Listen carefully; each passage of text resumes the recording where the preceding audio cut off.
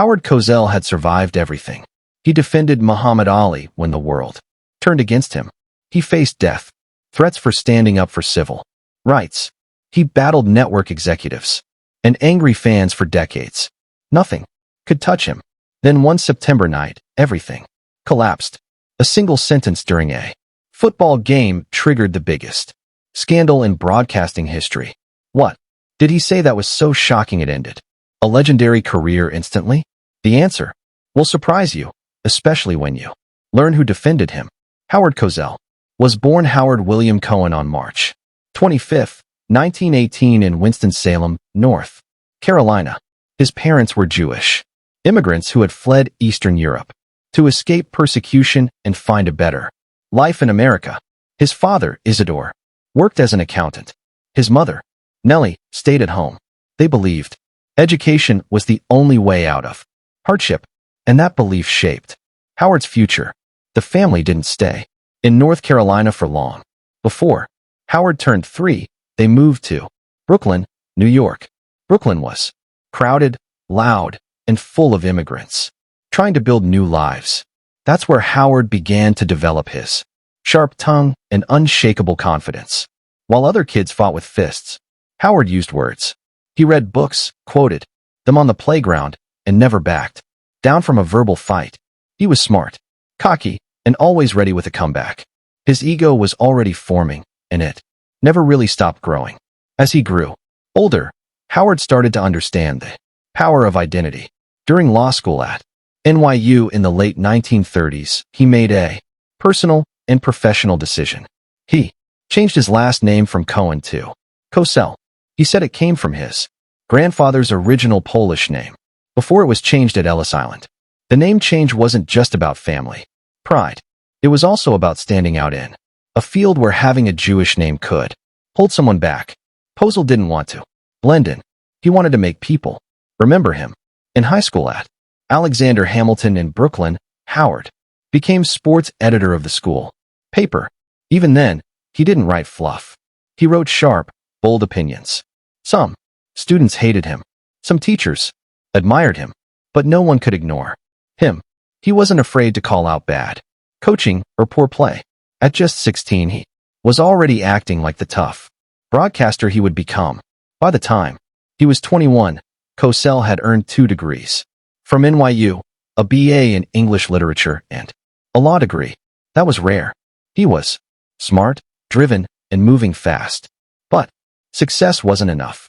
He didn't just want a stable job. He wanted influence, fame, a voice. His parents were proud, but they didn't quite understand the fire that was driving their son. When World War II broke out, Cosell joined the U.S. Army. He served as a major in the Transportation Corps from 1942 to 1945 at the New York port of embarkation. It was a huge responsibility. He helped organize the movement of troops and supplies across the Atlantic. A single mistake could delay entire missions. But Cosell thrived. He earned his rank young and became one of the youngest officers in that role. He was calm, efficient, and knew how to get things done. That job showed he could handle pressure and power. While stationed in New York, Howard met Corporal Mary Edith Emmy Abrams, a wax sergeant. At the time, it was against the rules for officers to date enlisted personnel, but Cosell didn't care. He went straight to a general and asked for permission. That move required guts and paperwork, but the general approved it.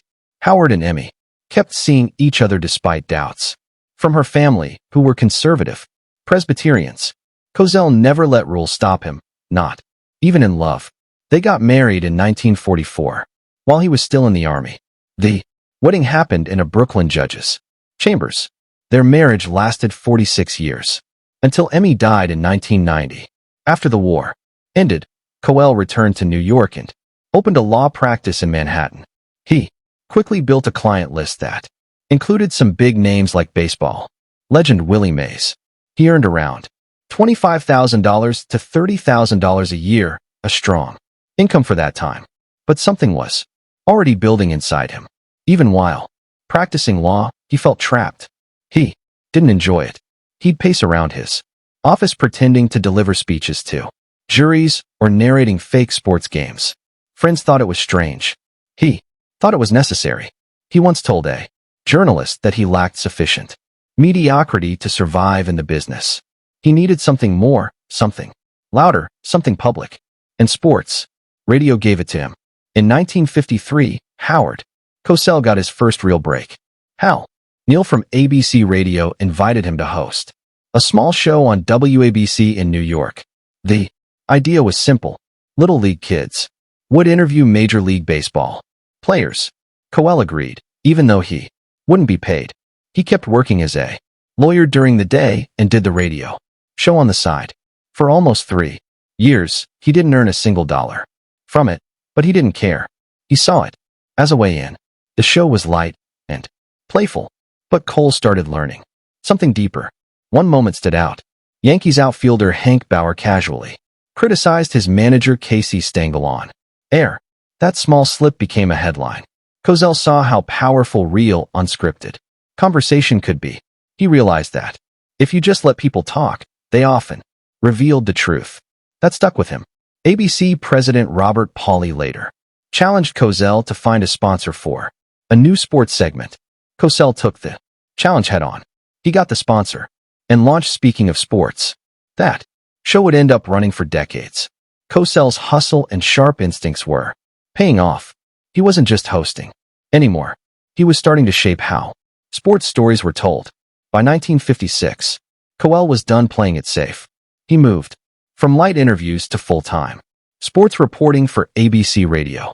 Most sportscasters back then played nice. They tossed easy questions and avoided anything too personal or controversial. But Cosell came in swinging. In one early interview, he bluntly asked a player if his teammates avoided passing to him because he shot too much. People weren't used to that. He kept pushing.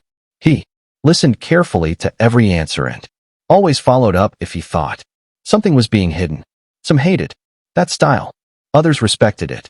Athletes like Tommy Smith, who gave the Black Power salute at the 1968 Olympics, chose Cosell for interviews because they trusted him. They knew he would let them speak freely and treat their views